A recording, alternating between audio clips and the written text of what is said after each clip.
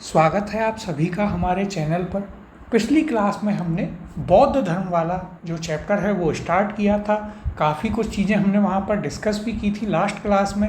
इसके अलावा काफ़ी सारे क्वेश्चंस हमने वहाँ पर देखे थे और बहुत ही एक इम्पॉर्टेंट चैप्टर है ये आपके लिए। इसमें से काफ़ी क्वेश्चंस पूछे जाते हैं और भगवान बुद्ध से ज़्यादा इनका जो आर्ट एंड आर्किटेक्चर है उसके ऊपर काफ़ी प्रश्न यहाँ से बनते हैं। और इसके अलावा इसकी पीडीएफ आपको हमारी वेबसाइट पर मिल जाएगी, जिसका लिंक इस वीडियो के डिस्क्रिप्शन में दिया गया है। और वहाँ पर आपके लिए अदर सब्जेक्ट की क्विजेज़ भी डाली जा रही हैं, तो उन्हें भी आप प्रैक्टिस करते रहें। और डिटेल्स के लिए, क्वेश्चन प्रैक्टिस के लिए, पीडीएफ्स के लिए आप हमारा टेलीग्राम चैनल भी ज्वाइन कर लें। उसकी भी लिंक इस वीडियो के डिस्क्रिप्शन बॉक्स में दी हुई है। शुरुआत करते हैं आज के अपने पहले प्रश्न के साथ। बौद्ध गया में महाबोधि मंदिर बनाया गया जहाँ ऑप्शन है ए गौतम बुद्ध पैदा हुए थे, बी गौतम बुद्ध को ज्ञान प्राप्त हुआ, सी गौतम बुद्ध ने अपना प्रथम प्रवचन दिया और ऑप्शन डी गौतम बुद्ध की मृत्यु हुई। तो देखिए सही उत्तर है इसका ऑप्शन नंबर बी। बौद्ध गया में क्या हुआ था? महात्मा बुद्ध को ज्ञान की प्राप्ति हुई थी। तो सही उत्तर हो जाएगा option number B. Gautam Buddha कहाँ पैदा हुए? लुम्बिनी में कल हमने बात करी थी। प्रथम जो उनका प्रवचन था जिसे धर्म चक्र प्रवर्तन कहते हैं वो कहाँ दिया था? वो उन्होंने सारनाथ में दिया था। कौंडिन्य और उनके 4 साथी थे, कुल 5 ब्राह्मणों को। और इसके अलावा उनकी मृत्यु जो है गौतम बुद्ध की वो कहाँ हुई? तो वह हुई थी आपके कुशीनगर में। तो ये आपको यहाँ तक की हमने काफ़ी बातें कल बताई भी थी। यहाँ भी यदि हम बात करें तो देखिए बौद्ध गया में 6 वर्ष की साधना के पश्चात 35 वर्ष की आयु में महात्मा बुद्ध को वैशाख पूर्णिमा की रात एक पीपल के वृक्ष के नीचे ज्ञान प्राप्ति हुई थी। और नदी कौन सी थी? तो देखिए कल भी हमने आपको नाम बताया था कि नाम इम्पोर्टेंट है, नदी का नाम भी याद रखिएगा। तो नदी का नाम था निरंजना नदी। कौन सी नदी? निरंजना नदी। तो यह भी आप यहाँ पर याद रखिएगा। अगला प्रश्न देखते हैं। बौद्ध गया में बोधि वृक्ष अपने वंश की इस पीढ़ी का है। ऑप्शन है ए तृतीय, बी चतुर्थ, सी पंचम, डी षष्ठम। सही उत्तर है इसका ऑप्शन नंबर सी पंचम। बौद्ध गया में जो बोधि वृक्ष है वो जो ओरिजिनल बोधि वृक्ष था जिसके नीचे बैठकर भगवान बुद्ध ने साधना की और उन्हें ज्ञान प्राप्ति हुई थी, वो उसकी अब जो बौद्ध वृक्ष है वो उसकी 5वीं किसका है? 5वीं पीढ़ी का है। यदि हम बात करें तो देखिए एक राजा हुआ था शशांक। क्या नाम था राजा का? तो राजा का नाम था शशांक। वह क्या था? वह बौद्ध विरोधी था और उसने बौद्धों के सभी मठ वहाँ पर तोड़वा दिए थे। इसके अलावा उसने जो बौद्धि वृक्ष था जिसके नीचे भगवान गौतम बुद्ध ने साधना की थी, उस वृक्ष को भी उसके द्वारा कटवा दिया गया था। तो ये चीज़ आप यहाँ पर एक और फैक्ट याद रखेंगे। इस राजा का नाम क्या नाम है इसका? तो देखिए इसका नाम है शशांक। ये आप यहाँ पर याद रखिएगा। अब यहाँ पर हम इसकी चर्चा कर लेते हैं। तो देखिए महाबोधि मंदिर में स्थित वर्तमान बोधि वृक्ष वही नहीं है जिसके नीचे बैठकर महात्मा बुद्ध ने ज्ञान प्राप्त किया था। ह्वेनसांग के अनुसार उस मूल वृक्ष को 7वीं शताब्दी में सम्राट शशांक, हमने आपको बताया, उसने नष्ट करा दिया था। वर्तमान वृक्ष जिसे हम देख रहे हैं वह 5वीं पीढ़ी का वृक्ष है जिसे अलेक्जेंडर कनिंघम ने लगवाया था। यह वृक्ष पूरी तरह संरक्षित है और केवल इससे गिरी हुई पत्तियों को ही छूने एवं उठाने का अधिकार है। तो देखिए ये चीज़ आप यहाँ पर याद रखिएगा।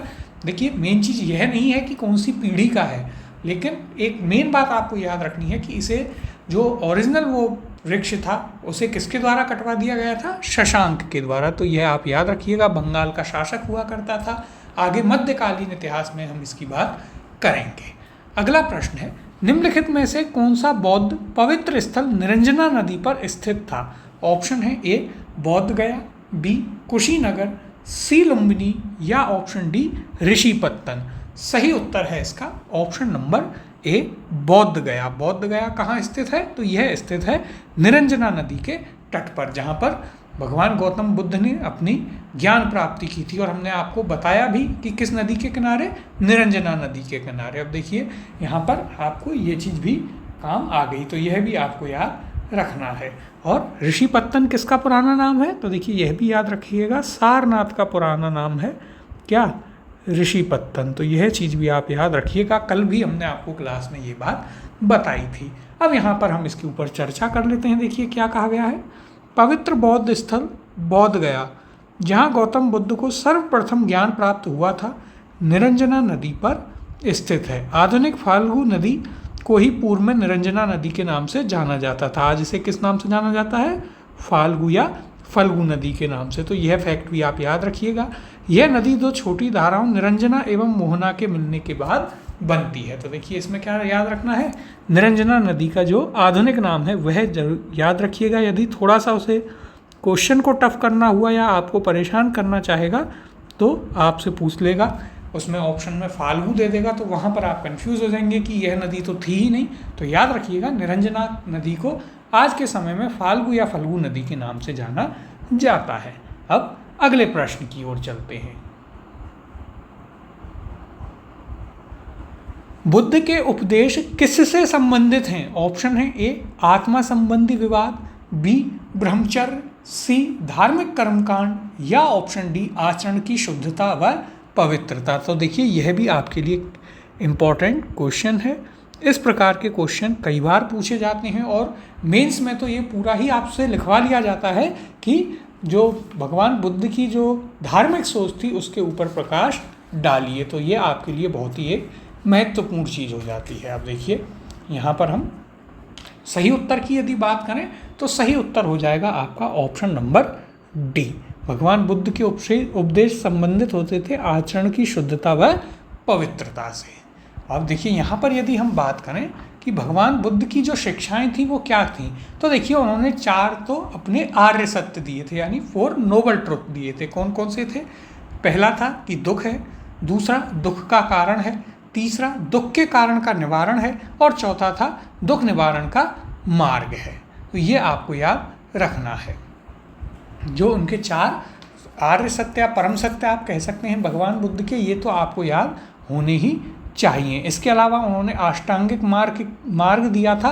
अपने चौथे मार्ग के तहत उन्होंने 8 मार्ग दिए थे, जैसे सम्यक दृष्टि, सम्यक संकल्प, सम्यक वाक, सम्यक कर्मांत, सम्यक आजीवा, सम्यक व्यायाम, सम्यक स्मृति और सम्यक समाधि। इसके अलावा वे क्षणिकवाद या अनित्यवाद में मानते थे, जो कि उनकी मीमांसा का सिद्धांत है, और उसमें उनका क्या कहना था कि सभी वस्तुओं का अस्तित्व जो है वह क्षण भर के लिए होता है। इसके अलावा वे अनात्मवाद में मानते थे, यानी भगवान बुद्ध नित्य आत्मा को स्वीकार नहीं करते थे। उनके अनुसार विज्ञानों या विचारों का प्रवाही क्या है? आत्मा है। ऐसा कौन मानते थे? ऐसा मानते थे भगवान बुद्ध, और वो मानते थे कि विज्ञानों यानी कि विचारों का पुनर्जन्म होता है। तो ये देखिए आपको पूरा एक किसमें काम आता है? ये पूरा काम आता है आपको मेंस में भी और प्रीलिम्स में भी। तो बहुत ही इंपॉर्टेंट चीज़ है।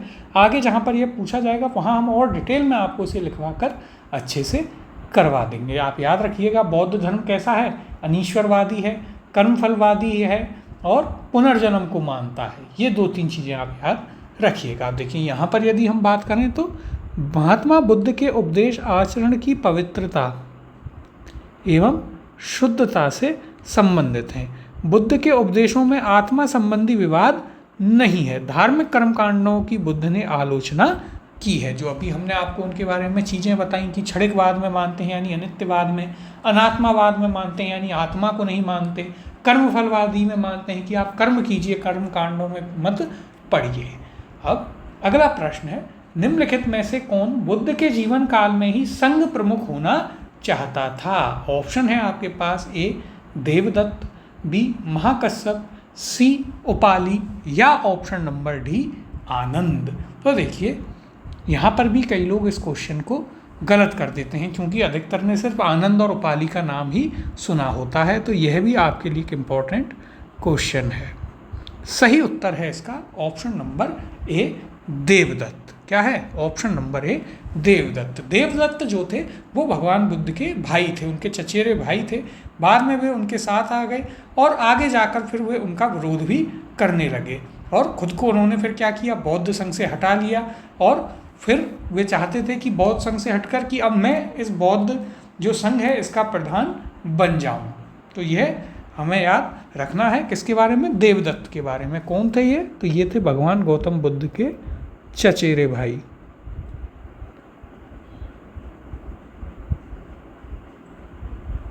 अब देखिए यहाँ पर यदि हम बात करें इनके बारे में, तो देवदत्त बुद्ध का चचेरा भाई था, अभी हमने आपको बताया। वह पहले उनका अनुगत बना यानी अनुयायी बना और फिर उनका विरोधी बन गया। वह बौद्ध संघ से बुद्ध को हटाकर स्वयं संघ का प्रधान बनना चाहता था, किंतु उसे इसमें सफलता नहीं मिली। वस्तुतः देवदत्त उसी दिन से संघ का प्रधान बनने की सोचने लगा जब वह पहले पहले भिक्षु बना था, यानी क्या चाहता था कि वही बौद्ध धर्म का हेड बन जाए। कौन था? देवदत्त उनका चचेरा भाई था। याद रखना है आपको ये नाम, क्योंकि बहुत कम हिस्ट्री में इसका जिक्र आता है और इसका जिक्र इतना ही आता है सिर्फ, तो इसलिए अधिकतर लोग इसे बताते भी नहीं हैं, पढ़ाते भी नहीं हैं, तो इस चीज़ का आप ध्यान रखिएगा। अब अगला प्रश्न देखते हैं। गौतम बुद्ध ने अपनी मृत्यु के उपरांत बौद्ध संघ के नेतृत्व के लिए निम्न में से किसे नामित किया था? ऑप्शन है आपके पास ए आनंद, बी महाकश्यप, सी उपाली या ऑप्शन नंबर डी उपयुक्त में से कोई नहीं। सही उत्तर है इसका ऑप्शन नंबर डी, उपयुक्त में से कोई नहीं। तो देखिए, जब भगवान बुद्ध की मृत्यु होती है वे किसी को भी बौद्ध संघ का नेतृत्व नहीं सौंपते हैं, तो ये बात भी आप याद रखिएगा, इंपॉर्टेंट बात है, क्योंकि लोग आनंद और उपाली में अक्सर यहाँ पर कंफ्यूज हो जाते हैं कि आनंद को किया होगा या उपाली को किया होगा, क्योंकि हमने आपको इनके बारे में बताया भी कि उनका प्रधान शिष्य उपाली था, प्रिय शिष्य आनंद था, तो लोग इनके बारे में कंफ्यूज हो जाते हैं। लेकिन किसी को भी भगवान गौतम बुद्ध ने संघ का अध्यक्ष नहीं बनाया था, अर्थात किसी को भी नेतृत्व नहीं दिया। अब यहाँ पर हम इसकी चर्चा कर लेते हैं। तो देखिए, कुशीनारा में मल्लों के सालवान में विश्राम के दौरान अपनी मृत्यु से पूर्व बुद्ध ने भिक्षुओं को निकट बुलाकर धर्मोपदेश दिया। आनंद, शायद तुम ऐसा सोचो कि हमारे शास्ता चले गए, अब हमारा शास्ता नहीं है। आनंद, ऐसा मत समझना, मैंने जो धर्म और विनय किए हैं मेरे बाद वे ही तुम्हारे शास्ता होंगे। इस प्रकार स्पष्ट है कि बुद्ध ने अपनी मृत्यु के उपरांत बौद्ध संघ के नेतृत्व के लिए किसी को नामित नहीं किया, बल्कि अपने उपदेशों को ही मार्गदर्शक बताया था। तो देखिए, याद रखिए, उन्होंने क्या किया? अपने उपदेशों को ही मार्गदर्शक बताया था कि आप लोग मेरे उपदेशों को लोगों तक पहुंचाएं और यही लोगों का मार्गदर्शन करेंगे। किसी को भी उन्होंने संघ का नेतृत्व नहीं दिया था। अंतिम बात आनंद से की या किससे की थी वो हमने आपको पिछली क्लास में बताया था, तो वो आप कमेंट में बताइएगा। अगला प्रश्न है, अष्टांग मार्ग की संकल्पना अंग है। ऑप्शन है ए दीपवंश की विषय वस्तु का, बी दिव्यावदान की विषय वस्तु का, सी महापरिनिब्बान की विषय वस्तु का, या फिर ऑप्शन डी धर्मचक्र परिवर्तन सूत्र की विषय वस्तु का। और देखिए, यह आपसे यूपीएससी प्रीलिम्स में भी पूछा जा चुका है, एक बहुत ही अच्छा क्वेश्चन है, कभी भी रिपीट हो सकता है। सही उत्तर है इसका ऑप्शन नंबर डी, धर्मचक्र परिवर्तन सूत्र की विषय वस्तु का। अब देखिए, यहाँ पर यदि हम बात करें तो अभी जो चीज़ें हम आपको बता रहे थे वही चीज़ें यहाँ पर हमें ध्यान में रखनी है। सबसे पहले हमने आपको भगवान बुद्ध के 4 आर्य सत्य बताए थे। कौन कौन से? दुख है, दुख का कारण है, दुख के कारण का निवारण है और दुख निवारण का मार्ग है। और इसी जो चौथा आर्य सत्य दिया भगवान बुद्ध ने, दुख निवारण का मार्ग है, इसी से क्या निकलता है? अष्टांगिक मार्ग निकलता है भगवान बुद्ध का। और यह किसका अंग है? यह है धर्मचक्र परिवर्तन सूत्र का अंग है। तो देखिए, सबसे पहले तो यहाँ पर आप 4 आर्य सत्यों को लिख लीजिए। कौन कौन से हैं? तो देखिए, उनमें से पहला है दुख है, दूसरा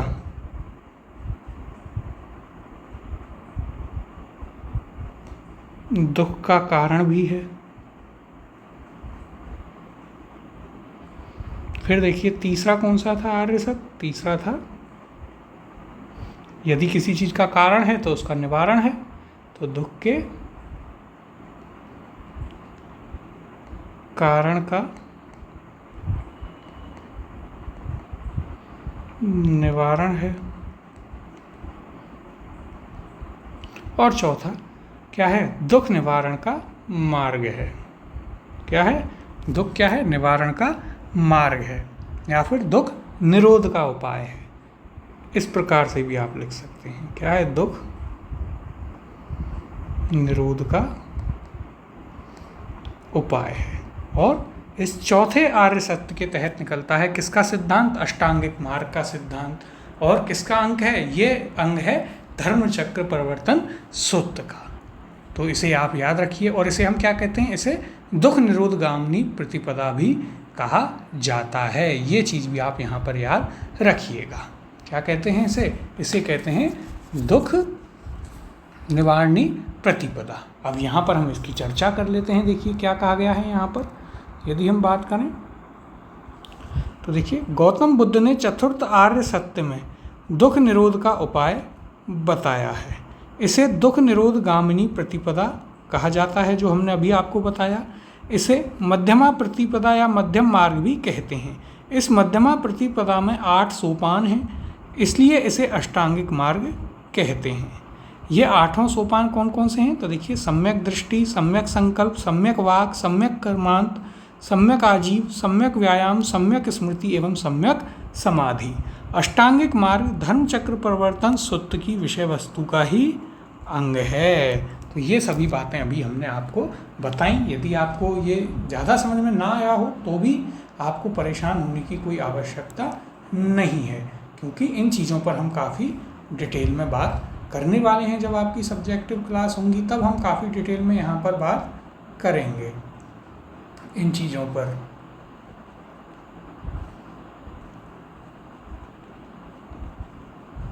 तब हम यहाँ पर आपसे इन चीज़ों पर काफ़ी डिटेल में इनकी बात करेंगे, सभी को आपको अच्छे से समझाएंगे भी। अब चलते हैं आपके अगले प्रश्न की ओर। गौतम बुद्ध के बारे में निम्न में से क्या सत्य है? पहला, वे कर्म में विश्वास करते थे। दूसरा, आत्मा का शरीर में परिवर्तन मानते थे। तीसरा, निर्वाण प्राप्ति में विश्वास करते थे। चौथा, ईश्वर की सत्ता में विश्वास करते थे। निम्न कूटों में से सही उत्तर चुनिए। ऑप्शन ए केवल 1, 2, 3 सही हैं। ऑप्शन बी 1 और 2 सही हैं। ऑप्शन सी केवल 1 सही है। या ऑप्शन डी सभी चारों सही हैं। तो देखिए, ये भी आपके लिए एक अच्छा क्वेश्चन है, इम्पोर्टेंट है। क्यों? क्योंकि यहाँ से आपको गौतम बुद्ध या बौद्ध धर्म की जो मान्यताएं थी उनके बारे में पता चल जाएगा। तो देखिए, यहाँ पर यदि हम एक एक करके इन्हें देखें तो पहला कथन क्या है? वे कर्म में विश्वास किया करते थे। तो यह बिल्कुल सही है। हमने आपको बताया भी था अभी, जब हम आपको बौद्ध धर्म की जो फिलॉसफी है उसके बारे में जब हम आपको बता रहे थे, तब भी हमने आपको यह चीज़ बताई थी कि वे किस किस बातों के बारे में माना करते थे, क्या क्या उनकी मान्यताएं थी। तो देखिए, वहाँ पर हमने आपको यह चीज़ बताई थी कि वे कैसे थे? कर्मफलवादी थे। कैसे थे? कर्मफलवादी, अर्थात कर्म करते जाओ, उसका फल आपको अवश्य मिलेगा। दूसरा, आत्मा का शरीर में परिवर्तन मानते थे। तो देखिए, यह तो गलत हो गया। तीसरा, निर्वाण प्राप्ति में विश्वास रखते थे। बिल्कुल सही बात है। चौथा, ईश्वर की सत्ता में विश्वास रखते थे। इसी चीज़ का विरोध करने के आधार पर ही तो बौद्ध धर्म का जन्म हुआ था। तो यह भी आपका गलत हो गया। तो यहाँ पर पहला और तीसरा सही है। देखते हैं किस ऑप्शन में है। तो देखिए, ये तो ऑप्शन ही नहीं है, यानी कि ये आपका डिलीटेड क्वेश्चन था। उत्तर हो जाएगा आपका 1 और 3। ये आपका सही उत्तर होगा। तो ये चीज़ आप यहाँ पर याद रखिएगा। अब यहाँ पर देखिए, हम चर्चा कर लेते हैं इसके ऊपर। तो महात्मा बुद्ध कर्म सिद्धांत में विश्वास करते थे, कर्म सिद्धांत को मानते थे। वे आत्मा में विश्वास ना करते हुए भी पुनर्जन्म में विश्वास करते थे। पुनर्जन्म में करते थे परंतु आत्मा में विश्वास नहीं करते थे। बुद्ध के अनुसार चेतना यानी कर्म फल का पुनर्जन्म होता है। वे निर्वाण प्राप्ति में विश्वास करते थे किंतु ईश्वर की सत्ता में विश्वास नहीं करते थे। तो यही चीज़ें हमने आपको शुरुआत में भी बताई थी और अभी भी यहाँ पर बताई थी। अब अगला प्रश्न देखते हैं। बौद्ध संघ में भिक्षुणी के रूप में स्त्रियों के प्रवेश की अनुमति बुद्ध द्वारा दी गई थी। ऑप्शन है ए श्रावस्ती में, बी वैशाली में, सी राजगृही में, या ऑप्शन नंबर डी कुशीनगर में। तो देखिए, ये भी आपके लिए एक इम्पॉर्टेंट क्वेश्चन है और किसके द्वारा कहने पर दी गई यह भी आपको हम यहाँ पर बताएंगे। तो देखिए, सबसे पहले इसका उत्तर देख लेते हैं। तो इसका सही उत्तर है ऑप्शन नंबर बी वैशाली में। कैसे याद रखेंगे? तो देखिए वैशाली भी किसी महिला का नाम होता है, तो वहाँ से आप इसे कनेक्ट कर कर याद रखें कि महिलाओं की जो उनकी प्रवेश की अनुमति थी वो बुद्ध द्वारा वैशाली में दी गई। किसके कहने पर दी गई? तो आनंद के कहने पर। तो ये कैसे याद रखेंगे? तो देखिए यह आप याद रखिएगा कि जब महिलाओं को सिर्फ याद करने के लिए आप ऐसी ट्रिक्स का यूज़ करें कि जब महिलाओं को वहाँ पर आना अलाउ कर दिया तो आनंद को आनंद आ गया। इसलिए ये आप इस प्रकार से ऐसे कनेक्ट करके इसे याद रख सकते हैं। अब यहाँ पर यदि हम देखें तो देखिए, और सबसे पहले कौन हुई? तो सबसे पहले जो इनकी मौसी थी महाप्रजापति गौतमी, वही इसमें शामिल हुई थी। तो देखिए एक चीज़ यह भी याद रखिएगा, फर्स्ट महिला कौन थी शामिल होने वाली? तो वो थी महाप्रजापति गौतमी।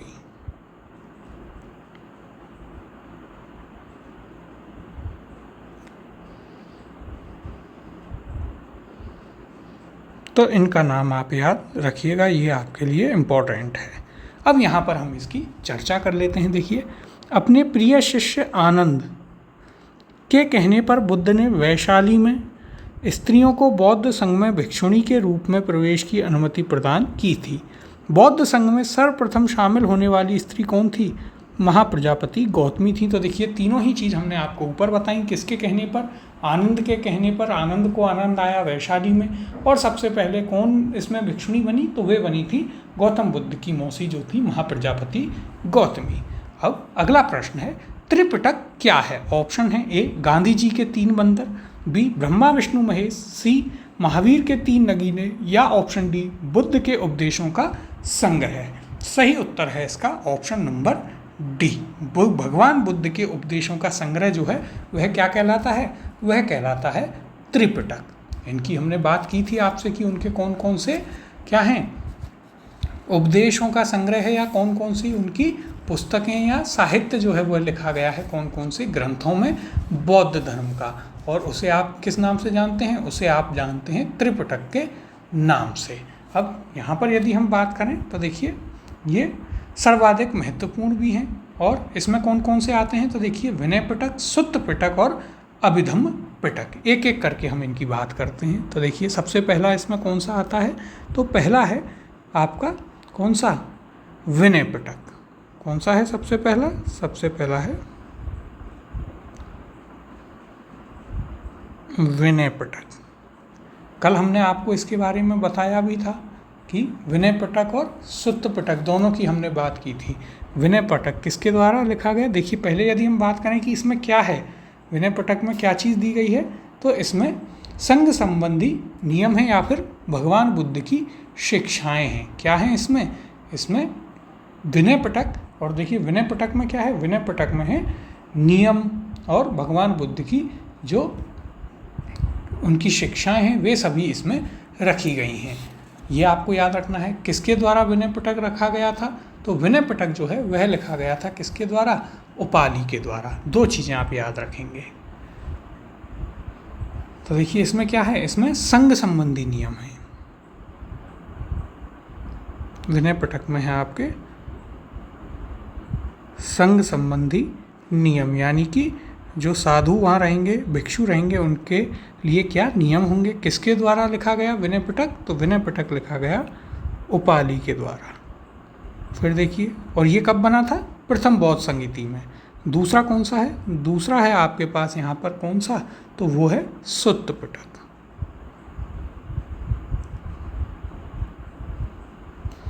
इसमें क्या है? तो इसमें शिक्षाएं हैं।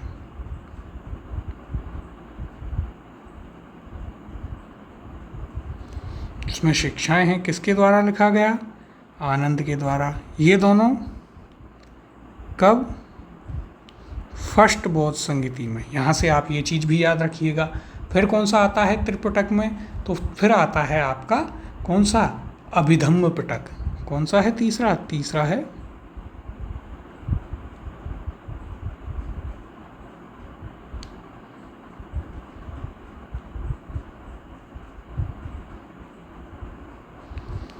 अभिधम्म पिटक। इसमें क्या है? इसमें दर्शन शास्त्र है। क्या है इसमें? बौद्ध दर्शन आपको मिलता है।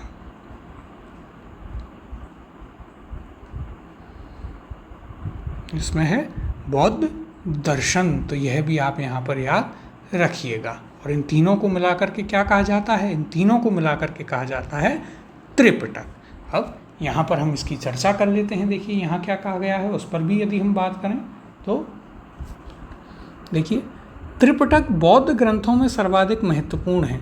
बुद्ध की मृत्यु के बाद उनकी शिक्षाओं को संकलित कर 3 भागों में बांटा गया। इन्हीं को त्रिपिटक कहते हैं। कौन कौन से हैं? सबसे पहला विनय पिटक, जिसमें संघ संबंधी नियम या आचार की शिक्षाएं हैं। दूसरा सुत्त पिटक, जिसमें धार्मिक सिद्धांत हैं। और तीसरा अभिधम्म पिटक, जिसमें दार्शनिक सिद्धांत हैं। जो हमने आपको चीज़ बताई, कौन कौन सी बौद्ध संहिता में ये लिखे गए वह भी हमने आपको बताया। देखिए यहाँ पर याद रखिएगा, जो हमने आपको बताया अभिधम्म पिटक, तो ये तीसरी जो बौद्ध समिति हुई थी उसमें ये लिखा गया था। तो एक फैक्ट यह भी आप याद रखिएगा, किसके द्वारा लिखे गए वो भी हमने आपको यहाँ पर बता दिया है। अब अगले प्रश्न की ओर चलते हैं। त्रिपिटक ग्रंथ किस धर्म से संबंधित है? ऑप्शन है ए वैदिक धर्म, बी बौद्ध धर्म, सी जैन धर्म या ऑप्शन डी शैव धर्म। और देखिए ये आपसे RAS प्रीलिम्स में भी पूछ लिया गया है। सही उत्तर है इसका ऑप्शन नंबर बी बौद्ध धर्म। अगला प्रश्न है, त्रिपिटक किसकी धार्मिक पुस्तक है? ऑप्शन है ए जैन, बी हिंदू, सी पारसी, डी बौद्ध। सही उत्तर है ऑप्शन नंबर डी बौद्ध। अगला प्रश्न है, त्रिपिटक निम्नलिखित में से किससे संबंधित है? तो देखिए वही प्रश्न आपका रिपीट हो गया जो हम पिछले 2 क्वेश्चंस में कर चुके हैं। सीधा उत्तर देखते हैं ऑप्शन नंबर बी बौद्धों से। अब अगला प्रश्न देखते हैं, निम्नलिखित में से किस बौद्ध ग्रंथ में संघ जीवन के नियम प्राप्त होते हैं? यानी साधुओं या भिक्षुओं के नियम किस ग्रंथ में दिए गए हैं? ऑप्शन है ए दीघ निकाय, बी विनय पिटक, सी अभिधम्म पिटक या ऑप्शन डी विशाखा शास्त्र। सही उत्तर है इसका option number B Vinaya Pitaka में आपको मिलते हैं। किसके द्वारा लिखा गया? तो देखिए विनय पिटक लिखा गया था उपाली के द्वारा। कौन सी बौद्ध संहिता में? तो ये फर्स्ट संहिता में इसे लिखा गया था। तो यह भी आप याद रखिएगा। कई बार इस प्रकार से भी चीज़ें पूछ ली जाती हैं कि कौन सी संहिता में या कौन सी बुद्धिस्ट काउंसिल में कौन सा ग्रंथ लिखा गया था। अगला प्रश्न है, यमक बुद्ध पिटक से संबंधित है? ऑप्शन है ए सुत्त, बी विनय, सी अभिधम्म या ऑप्शन डी उपयुक्त में से कोई नहीं। और देखिए ये आपके लिए एक इम्पॉर्टेंट क्वेश्चन है क्योंकि थोड़ा डीप से आपसे पूछ लिया गया है। सही उत्तर है इसका ऑप्शन नंबर सी अभिधम्म पिटक से। यमक जो है वह अभिधम्म पिटक से संबंधित है। तो ये चीज़ आप याद रखिएगा। और ये क्या है? क्वेश्चन आंसर है, यानी कि एक तरीके से प्रश्नोत्तर के रूप में यह पूरा लिखा गया है। उसमें आता है आपका क्या? यमक। देखिए यहाँ पर यदि हम बात करें तो अभिधम्म पिटक में दार्शनिक सिद्धांतों का संग्रह मिलता है। यह प्रश्नोत्तर के रूप में है, जो हमने आपको भी बताया क्वेश्चन आंसर के फॉर्म में। अभिधम्म के अंतर्गत 7 ग्रंथ आते हैं। कितने हैं? 7। आप ये याद रखिएगा 7 ग्रंथ आते हैं। कौन कौन से आते हैं इतना डिटेल में जहाँ तक है नहीं जाएगा, लेकिन फिर भी एक बार नाम जरूर देख लीजिएगा। धम्म संगणी, विभंग, धातु कथा, पुग्गल पंचित, कथा वस्तु, यमक और पट्ठान। ये आपको यहाँ पर याद रखने हैं कि ये इसमें आते हैं। तो एक इम्पॉर्टेंट क्वेश्चन था। कई बार ऐसे क्वेश्चन भी आपसे पूछ लिए जाते हैं। अब अगले प्रश्न की ओर चलते हैं।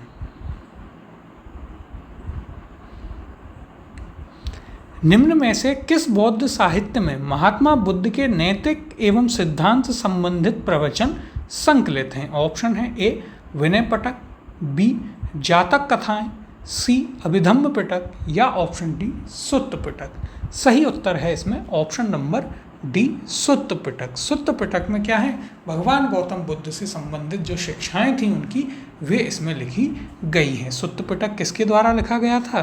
तो देखिए यह लिखा गया था आनंद के द्वारा। कब? तो यह भी पहली जो बुद्धिस्ट काउंसिल हुई थी उसी में लिखा गया था। इसके अलावा यदि देखिए यहाँ पर बात करें जातक कथाएं क्या थी, तो देखिए जातक कथाएं थी भगवान जो बुद्ध थे उनके पूर्व जन्म की कहानियाँ। क्या हैं इसमें? बुद्ध के पूर्व जन्म की कहानियाँ इसमें लिखी गई हैं। उन्हें क्या कहते हैं? जातक कथाएं। अभिधम पिटक क्या है? ये है आपका बौद्ध शास्त्र, बौद्ध दर्शन। और अभिधम पिटक कब लिखा गया? देखिए यह भी हम आपको बता चुके हैं, ये तीसरी बुद्धिस्ट काउंसिल में लिखा गया था, ये याद रखिएगा। और विनय पिटक अभी अभी हमने देखा ही है। यहाँ पर अब हम इसकी बात कर लेते हैं। देखिए क्या दिया गया है यहाँ पर। सुत्त पिटक में महात्मा बुद्ध के नैतिक एवं सिद्धांतिक संबंधित प्रवचन संकलित हैं, अर्थात इसमें बौद्ध धर्म के सिद्धांत एवं उपदेश संग्रह हैं। जबकि विनय पिटक में, किसमें? विनय पिटक में देखिए यहाँ पर सुत्त पिटक की बात थी, अब विनय पिटक में संघ संबंधी नियम तथा दैनिक जीवन संबंधी आचार विचारों, विधि निषेधों का आदि संग्रह है। जातकों में बुद्ध के पूर्व जन्म की कहानियाँ संग्रहित हैं, जो हमने आपको तीनों चीज पहले ही ऊपर बता दी हैं। अब अगला प्रश्न है, बौद्ध धर्म में त्रिरत्न का क्या अभिप्राय है? ऑप्शन है ए त्रिपिटक, बी बुद्ध धम्म संघ, सी शील समाधि संघ, या ऑप्शन डी सत्य अहिंसा करुणा। सही उत्तर है इसका ऑप्शन नंबर बी।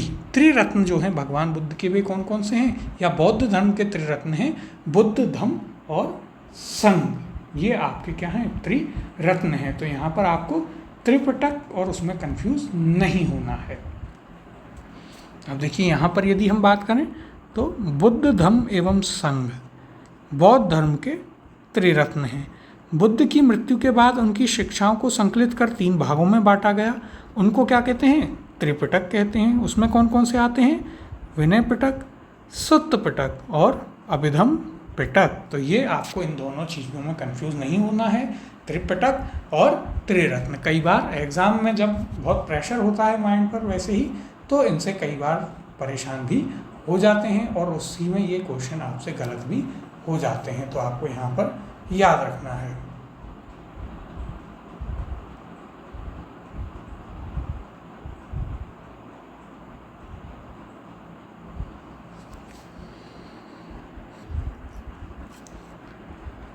अगला प्रश्न देखते हैं।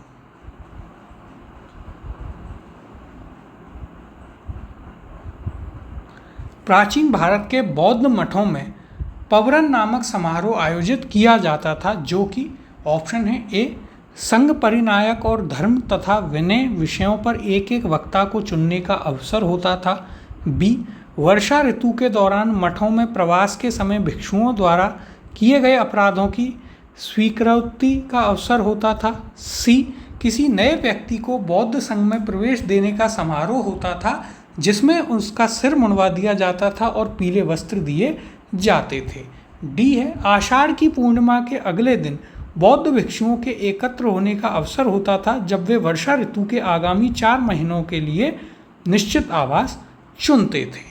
और यह आपसे यूपीएससी प्रीलिम्स में पूछा जा चुका है।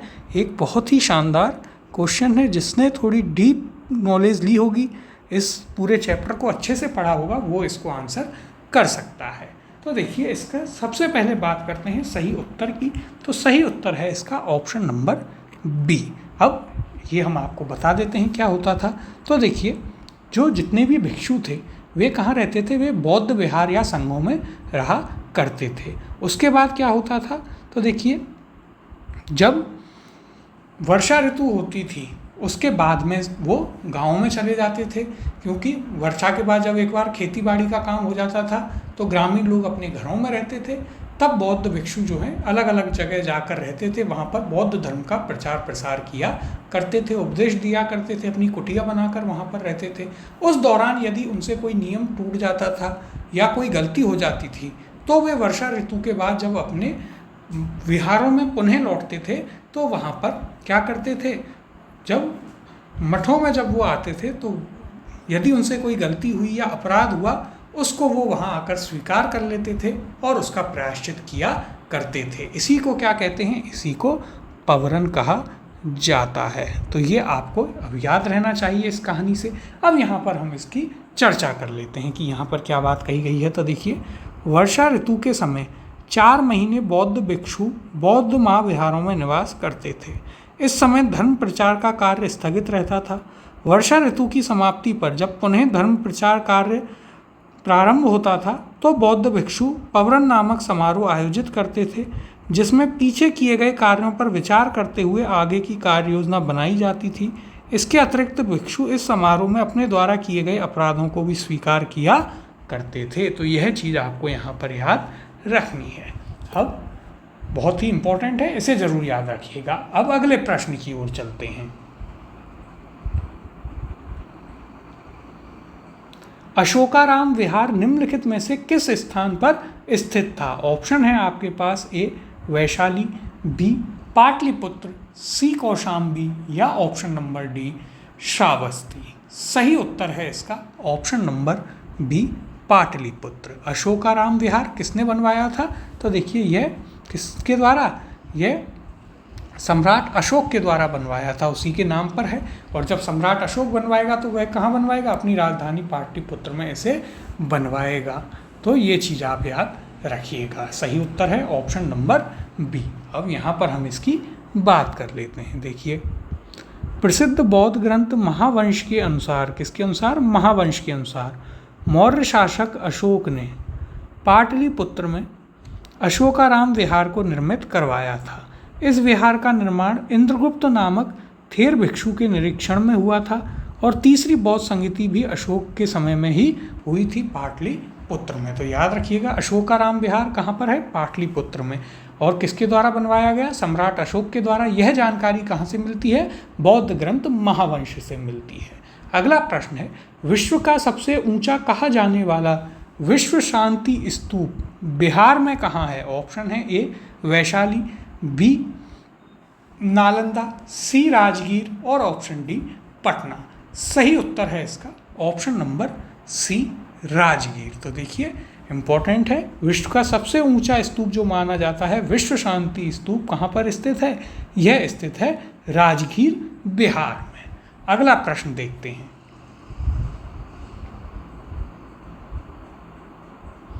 बुद्ध की 80 फुट बड़ी प्रतिमा जो बौद्ध गया में है निर्मित की गई थी। ऑप्शन है यहाँ पर ए जापानियों के द्वारा, बी थाई लोगों के द्वारा, सी श्रीलंकाइयों के द्वारा या ऑप्शन डी भूटानियों के द्वारा। और यह आपसे RAS प्रीलिम्स में भी पूछा जा चुका है। सही उत्तर है इसका ऑप्शन नंबर ए जापानियों के द्वारा। तो देखिए बौद्ध धर्म जन्म लेता है भारत में, लेकिन बाद में वह कहाँ पर फैल गया?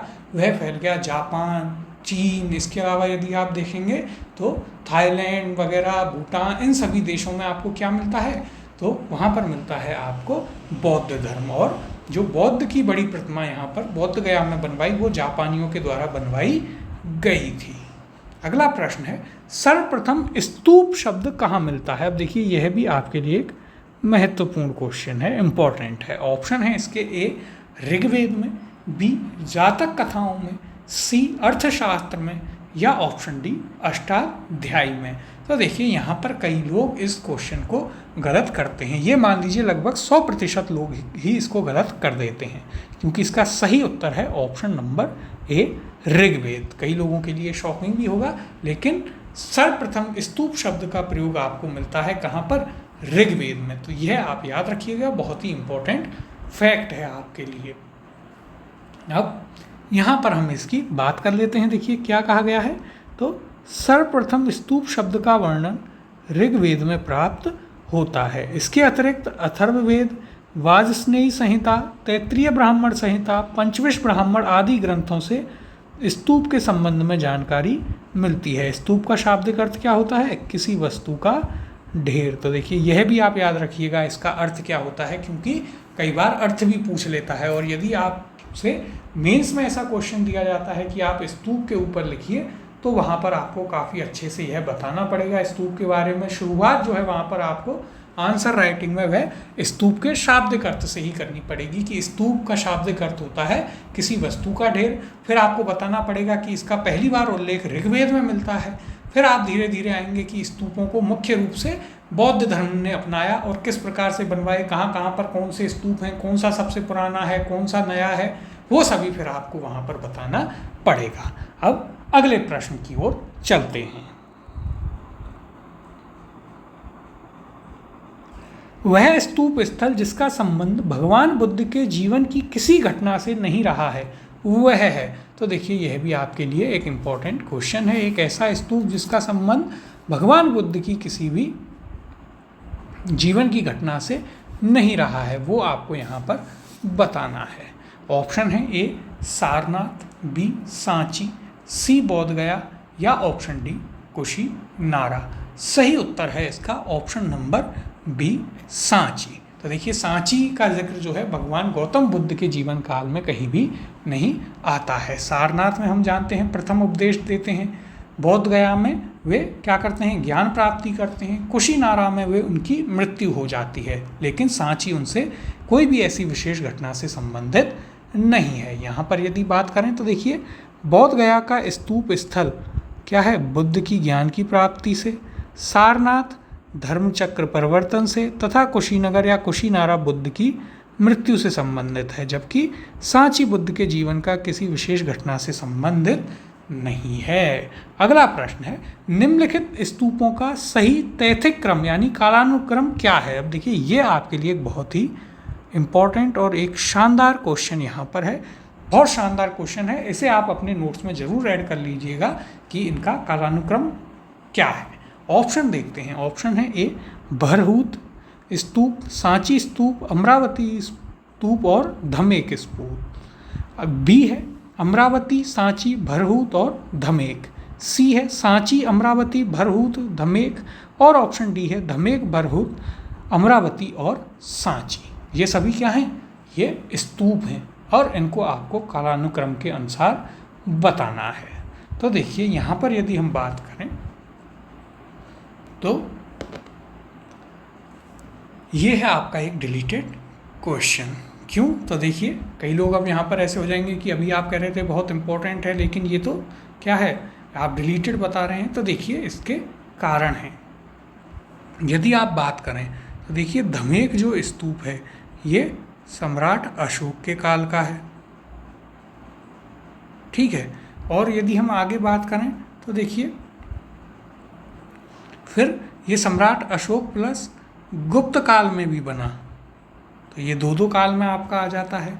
फिर यदि हम बात करें अमरावती वाला तो देखिए ये सातवाहनों के समय बना,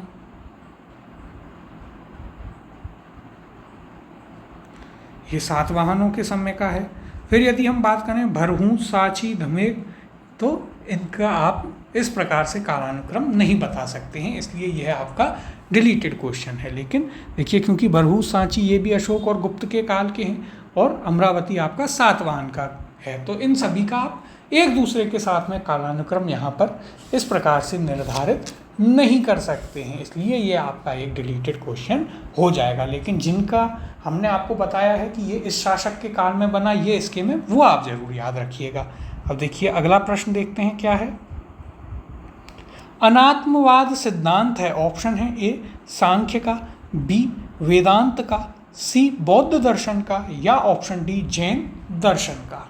सही उत्तर है इसका ऑप्शन नंबर सी बौद्ध दर्शन का। तो देखिए ये तो अभी चैप्टर ही आपका बौद्ध धर्म का चल रहा है, तो आप बिना सोचे समझे भी इसका उत्तर बता सकते हैं। लेकिन देखिए यहाँ पर इसको समझना बहुत ही इम्पोर्टेंट है कि अनात्मवाद होता क्या है। तो देखिए भगवान बुद्ध जो थे वो क्या थे, आत्मा को नहीं मानते थे। तो यहाँ पर आप देखिएगा अनात्मवाद का अर्थात होता है आत्मा को स्वीकार नहीं करना, और भगवान बुद्ध ने आत्मा को स्वीकार नहीं किया था। पुनर्जन्म में वे जरूर मानते थे। बुद्ध के अनुसार क्या था, विज्ञानों का या विचार का प्रवाही आत्मा है। उनके अनुसार क्या था, देखिए यहाँ पर हम लिख लेते हैं विचारों का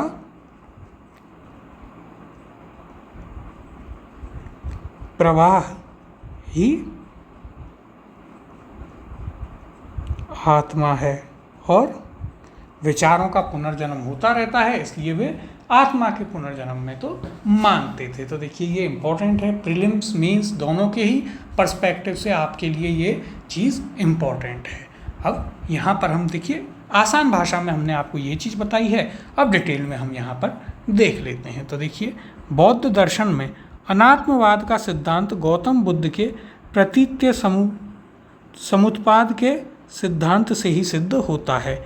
इसे निरात्मावाद भी कहा जाता है। कुछ विचारकों के मतानुसार अनात्मावाद का सिद्धांत केवल आत्मा पर लागू होता है। वस्तुतः इससे आत्मा और भौतिक जगत दोनों की ही व्याख्या होती है। जब गौतम बुद्ध सर्वनात्मकम कहते हैं तो इसका अर्थ है कि किसी नित्य चेतन या जड़ तत्व के अस्तित्व नहीं है। ना तो आत्मा नामक नित्य द्रव्य का अस्तित्व है और ना ही भौतिक पदार्थ नामक जड़ द्रव्य का। द्रव्यता, एकता, तदात्मता, नित्यता आदि कल्पना मात्र है। तो देखिए, ये बहुत ही जटिल भाषा हो गई। यदि आपको बिल्कुल आसानी से याद रखना है तो इन दो बातों को आप याद रखिएगा। अनात्मवाद का जो सिद्धांत है गौतम बुद्ध का, उसके अनुसार वे आत्मा में विश्वास नहीं रखते हैं और उनके अनुसार विचारों का प्रवाह ही आत्मा है और विचार सदैव जन्म लेते रहते हैं, इसलिए आत्मा का पुनर्जन्म में भी वे मानते हैं। अब अगले प्रश्न की ओर चलते हैं। संसार अस्थिर और क्षणिक है का निम्न में से किससे संबंध है? ऑप्शन है ए बौद्ध से, बी जैन से, सी गीता से या ऑप्शन डी वेदांत से। सही उत्तर है इसका ऑप्शन नंबर ए बौद्ध से। अब देखिए, ये बुद्धिज्म का या बौद्ध धर्म का कौन सा सिद्धांत है? तो ये बौद्ध धर्म का क्षणिकवाद या अनित्यवाद का सिद्धांत है। इसे क्या कहते हैं? तो देखिए, इसे कहते हैं क्षणिकवाद या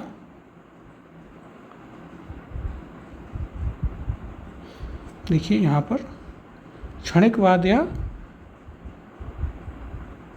अनित्यवाद का सिद्धांत। तो देखिए, ये जो चीज़ें हैं ये आपके लिए प्री मेंस दोनों के लिए ही बहुत इंपॉर्टेंट हैं।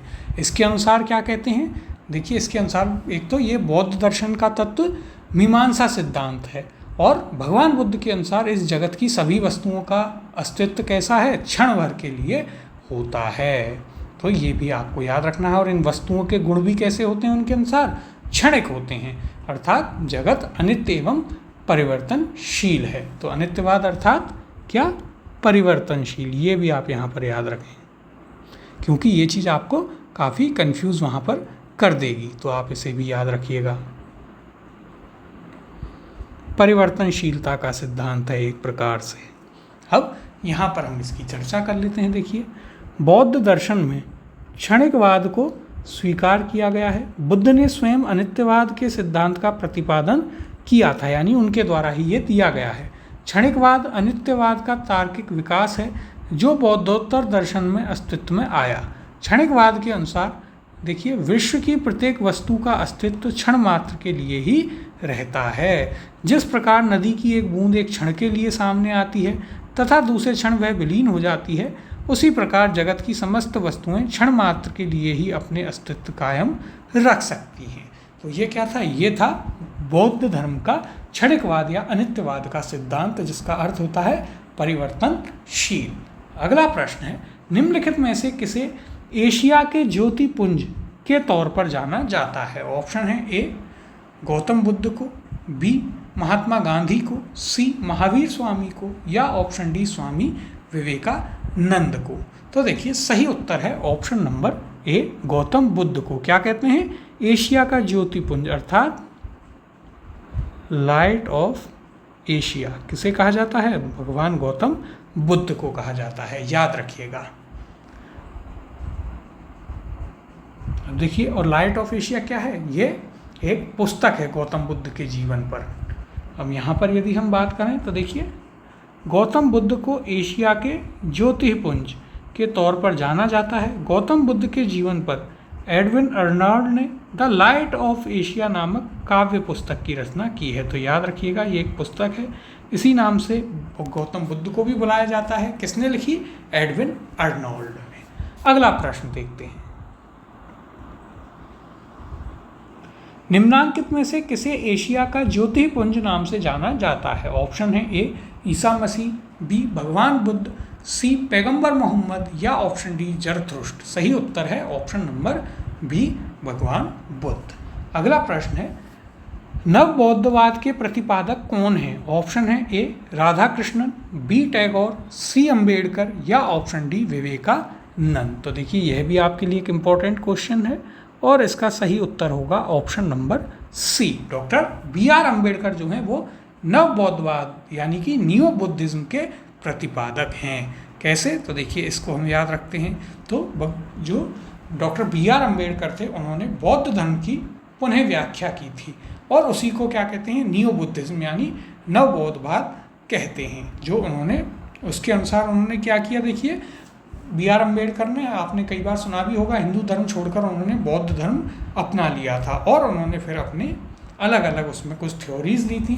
उन्हीं को आप क्या कहते हैं? उन्हीं को कहा जाता है नव बौद्धवाद। उन्हीं को क्या कहते हैं? नव बौद्धवाद कहा जाता है। यहाँ पर यदि हम चर्चा करें तो देखिए भीमराव अंबेडकर द्वारा बौद्ध धर्म की पुनर्व्याख्या करते हुए इसे नव बौद्धवाद की संज्ञा दी गई, जिसे प्राय नवयान भी कहा जाता है। नव बौद्धवाद आंदोलन के अंतर्गत अंबेडकर ने मुख्यतः दलित वर्ग को बौद्ध धर्म के अंतर्गत समाहित करने का प्रयास किया। इस संदर्भ में उनके द्वारा प्रतिपादित 22 प्रतिज्ञाओं का विशेष महत्व है। तो देखिए ये आपको याद रखना है। नियो बुद्धिज्म किसका कंसेप्ट था? तो ये कंसेप्ट था आपके किसका? डॉक्टर बी आर अम्बेडकर का।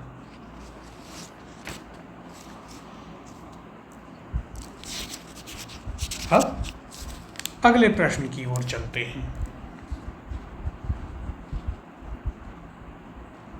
क्षणिकवाद का प्रतिपादन किसने किया? ऑप्शन है ए बुद्ध ने, बी जैन ने, सी चारवाक ने या ऑप्शन डी न्याय ने।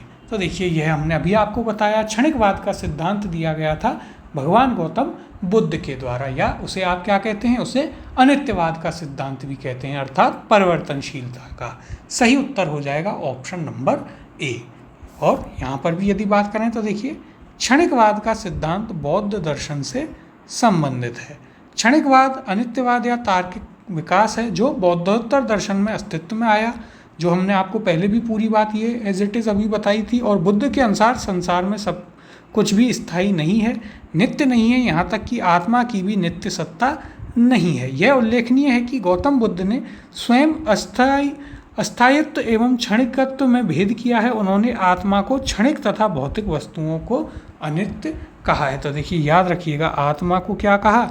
आत्मा को कहा क्षणिक, और जो भौतिक वस्तुएं हैं उनको क्या कहा? उनको कहा अनित्य। ये आप एक डिफरेंस बेसिक याद रखिएगा।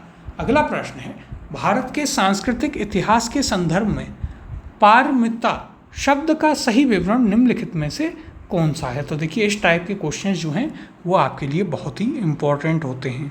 ये काफ़ी डीप नॉलेज के बाद आप इन्हें कर सकते हैं। ऑप्शन है ए सूत्र पद्धति में लिखे गए प्राचीनतम धर्मशास्त्र पाठ, बी वेदों के प्राधिकार को अस्वीकार करने वाले दार्शनिक संप्रदाय, सी परिपूर्णताएं जिनकी प्राप्ति से बोधिसत्व पथ प्रशस्त हुआ, या ऑप्शन डी आरंभिक मध्यकालीन दक्षिण भारत की शक्तिशाली व्यापारी श्रेणियाँ। और यह आपसे यूपीएससी प्रीलिम्स में भी पूछा जा चुका है। तो देखिए काफ़ी इंपॉर्टेंट क्वेश्चन है। क्या पूछा है आपसे? पारिमिता शब्द का अर्थ आपसे यहाँ पर पूछा गया है। सही उत्तर है इसका ऑप्शन नंबर सी, यानी कि परिपूर्णताएं जिनकी प्राप्ति से बोधिसत्व पथ प्रशस्त हुआ, उन्हें क्या कहते हैं? पारिमिता कहा जाता है। अब यहाँ पर हम इसकी बात कर लेते हैं। देखिए डिटेल में क्या बताया गया है यहाँ पर। तो देखिए बौद्ध धर्म में बोधिसत्वों को बुद्धत्व प्राप्त करने के लिए पारिमिता नामक विशिष्ट साधना का वर्णन किया गया है। क्या है यह? एक विशिष्ट साधना है। पारिमिता ही एकमात्र ऐसा साधन है जिसके द्वारा बुद्ध की मान्य पदवी बुद्धत्व की प्राप्ति की जा सकती है। बोधिचर्यावतार में आचार्य शांतिदेव कहते हैं कि जो साधक बुद्धत्व की प्राप्ति के लिए यत्नवान है, अर्थात जो बोधिसत्व है, उसे षट पारिमिताओं दान पारिमिता, शील पारिमिता, शांति पारिमिता, धैर्य पारिमिता और ध्यान पारिमिता तथा यज्ञ पारिमिता को ग्रहण करना चाहिए। इन षष्ठ पारिमिताओं में प्रज्ञा पारिमिता का प्राधान्य है। तो देखिए यहाँ पर आपको मुख्यतः जो बात याद रखनी है वो यही है कि पारिमिता का अर्थ क्या है? एक विशिष्ट साधना है और जिसकी प्राप्ति से बोधिसत्व का जो पथ है वो प्रशस्त हुआ है। तो ये चीज़ आप यहाँ पर याद रखिएगा। बाकी इन चीज़ों को हम आपको काफ़ी अच्छे से डिटेल में समझाएंगे। जब हम आपकी सब्जेक्टिव क्लास लेंगे तो वहाँ पर ये चीज़ें आपको बहुत अच्छे से क्लियर हो जाएंगी। अगला प्रश्न देखते हैं। सर एडविन ऑर्नाल्ड की पुस्तक द लाइट ऑफ एशिया आधारित है। ऑप्शन है ए दिव्यावदान पर, बी ललित विस्तार पर, सी सुत्त पिटक पर, या ऑप्शन डी अभिधम पिटक पर। अब देखिए ये भी एक बहुत शानदार और डीप फैक्चुअल क्वेश्चन है।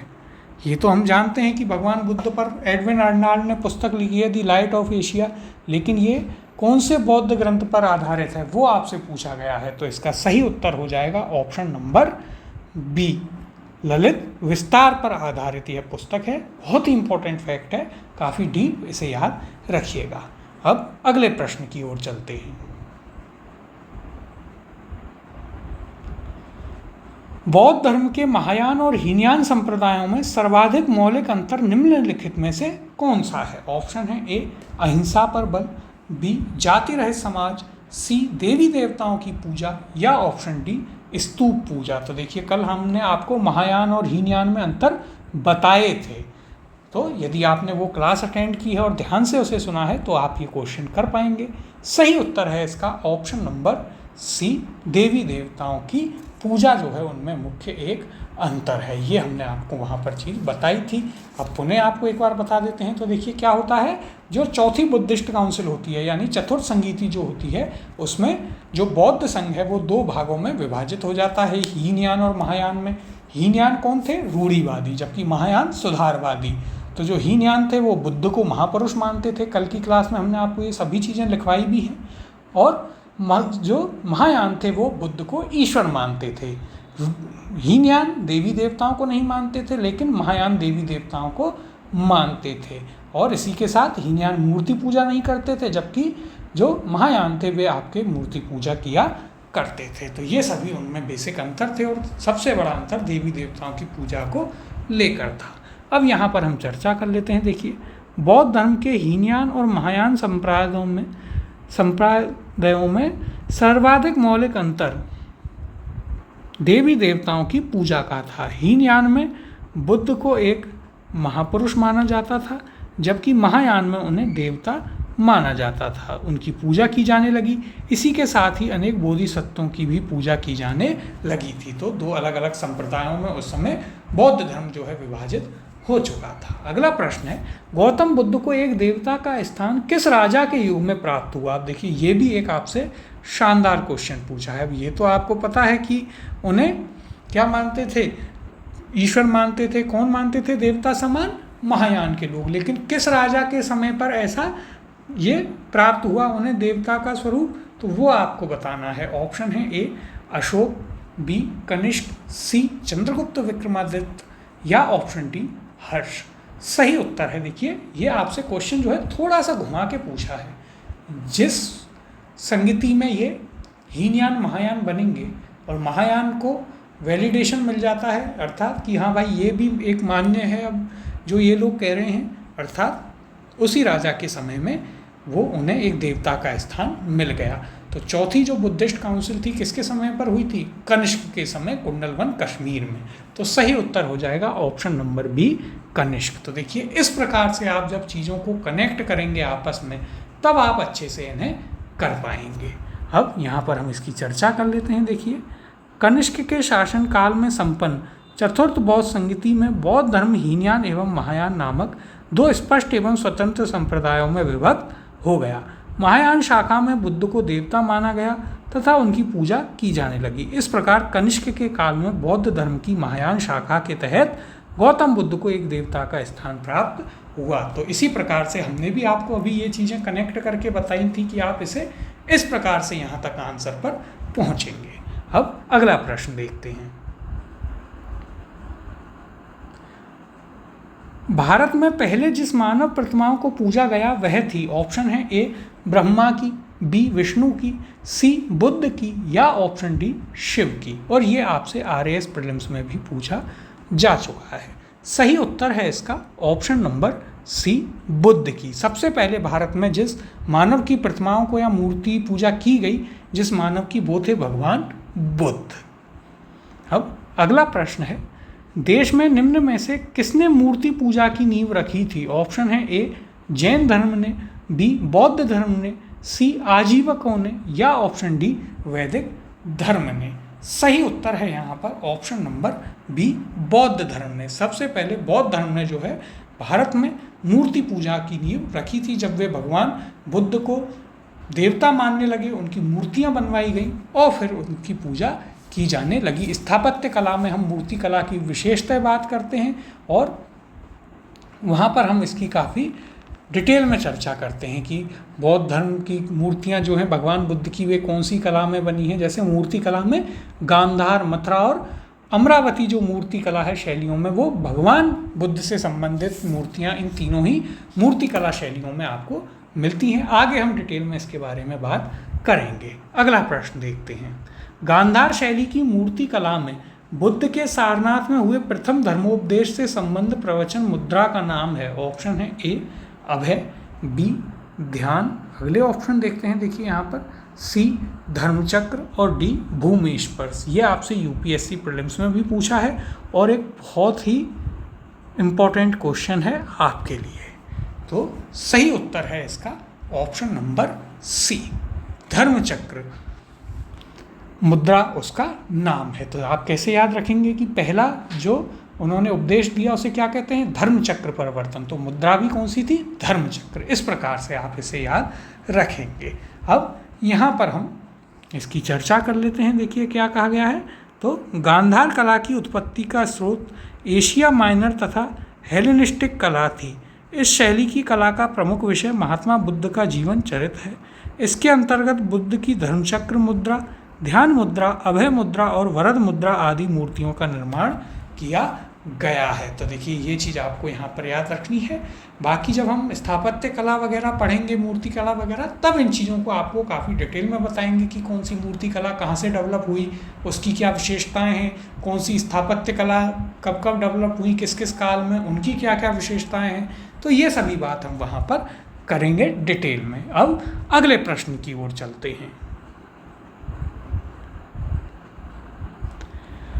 बुद्ध की खड़ी प्रतिमा निम्न में से किस काल में बनाई गई? ऑप्शन है ए गुप्त काल, बी कुषाण काल, सी मौर्य काल, या ऑप्शन डी गुप्तोत्तर काल। तो देखिए ये भी आपके लिए एक इम्पॉर्टेंट फैक्चुअल क्वेश्चन है। सही उत्तर है इसका ऑप्शन नंबर बी कुषाण काल। कुषाण काल में भगवान बुद्ध की जो है आपकी खड़ी हुई प्रतिमा जो आप अधिकतर देखते हैं वो बनाई गई थी। अब देखिए यहाँ पर यदि हम बात करें तो कुषाण काल में ही गंधार एवं मथुरा कला शैली के तहत बुद्ध एवं बोधिसत्वों की बहुसंख्यक मूर्तियों का बैठी और खड़ी हुई स्थिति में निर्माण हुआ। वीएस अग्रवाल के मतानुसार सर्वप्रथम मथुरा में ही बुद्ध मूर्तियों का निर्माण किया गया, जहां इनके लिए पर्याप्त आधार था। वेनसांग के विवरण के अनुसार बुद्ध की प्रथम प्रतिमा कहाँ? कौशाम्बी में बनी थी, परंतु अनेक विद्वान महात्मा बुद्ध की प्रथम प्रतिमा के निर्माण का श्रेय गंधार कला को देते हैं। अतः निश्चित तौर पर यह नहीं कहा जा सकता कि बुद्ध की जो पहली प्रतिमा थी वो कहाँ बनी, लेकिन ये चीज़ तय है कि किस काल में बनी, तो वह बनी थी कुषाण काल में। अब अगला प्रश्न है, बुद्ध की प्राचीनतम प्रतिमा किस शैली में प्राप्त हुई है? ऑप्शन है ए गंधार शैली, बी मथुरा शैली, सी मौर्य शैली, डी गुप्त शैली, या उपयुक्त में से कोई नहीं, या उपयुक्त में से एक से अधिक। तो देखिए हमने अभी बात की कि गंधार और मथुरा शैली इन दोनों के मत के ऊपर काफ़ी जो है आपस में विवाद है। तो सही उत्तर हो जाएगा ऑप्शन नंबर ई, यहाँ पर सही उत्तर होगा। अब अगला प्रश्न देखते हैं। भगवान बुद्ध की प्रतिमा कभी कभी एक हस्त मुद्रा युक्त दिखाई गई है, जिसे भूमि स्पर्श मुद्रा कहा जाता है। यह किसका प्रतीक है? तो देखिए बहुत ही शानदार क्वेश्चन आपके सामने है। ऑप्शन देखते हैं, ए मार पर दृष्टि रखने एवं अपने ध्यान में विघ्न डालने से मार को रोकने के लिए बुद्ध का धरती का आह्वान, बी मार के प्रलोभनों के बावजूद अपनी शुचिता और शुद्धता का साक्षी होने के लिए बुद्ध का धरती का आह्वान, सी बुद्ध का अपने अनुयायियों को स्मरण करना कि वे सभी धरती से उत्पन्न होते हैं और अंततः धरती में विलीन हो जाते हैं, अतः जीवन संक्रमणशील है, या ऑप्शन डी, इस संदर्भ में दोनों ही कथन ए एवं बी सही हैं और यह आपसे यूपीएससी प्रीलिम्स में भी पूछा जा चुका है। बहुत ही इंपॉर्टेंट क्वेश्चन है। तो देखिए, जो भगवान बुद्ध की एक मूर्ति है, आप इसे सर्च भी कीजिएगा, भूमि स्पर्श मुद्रा जो है, यानी जिसमें भगवान बुद्ध जो है एक हस्त मुद्रा में दिखाई दिए हैं। यह प्रतीक है आपके किसका? तो मार के प्रलोभनों के बावजूद अपनी शुचिता और शुद्धता का साक्षी होने के लिए बुद्ध का धरती को आह्वान, यानी ऑप्शन नंबर बी यहाँ पर आपका सही उत्तर हो जाएगा। ये आप यहाँ पर याद रखिएगा। अब यहाँ पर इसकी हम चर्चा कर लेते हैं। देखिए यहाँ क्या कहा गया है। तो देखिए, बुद्ध की भूमि स्पर्श मुद्रा से तात्पर्य अपने तप की शुचिता और निरंतरता को बनाए रखने से है। बुद्ध की भूमि स्पर्श मुद्रा मार कामदेव के प्रलोभनों के बावजूद अपनी शुचिता और शुद्धता का साक्षी होने के लिए बुद्ध का धरती का आह्वान को प्रदर्शित करती है। अब अगले प्रश्न की ओर चलते हैं। भूमि स्पर्श मुद्रा की सारनाथ बुद्ध मूर्ति संबंधित है। ऑप्शन है ए मौर्य काल से, बी शुंग काल से, सी कुषाण काल से, या ऑप्शन डी गुप्त काल से। तो देखिए, अभी जिस मूर्ति की हमने बात की, जिस मुद्रा की, वह किस काल की है? तो सही उत्तर है ऑप्शन नंबर डी गुप्त काल की। ये भी आपके लिए इंपॉर्टेंट है, इसे भी अपने नोट्स में ऐड कर लीजिएगा, भूमि स्पर्श मुद्रा मूर्ति के साथ ही। और यहाँ पर यदि हम बात करें तो देखिए, भूमि स्पर्श मुद्रा की सारनाथ की बुद्ध मूर्ति गुप्त काल से संबंधित है। इसकी आध्यात्मिक अभिव्यक्ति, गंभीर मुस्कान एवं शांत ध्यानागमन मुद्रा भारतीय कला की सर्वोच्च सफलता का प्रदर्शन करती है। अब इन चीज़ों को हम आर्ट एंड कल्चर वाला जो पोर्शन है उसमें और भी अच्छे से करेंगे।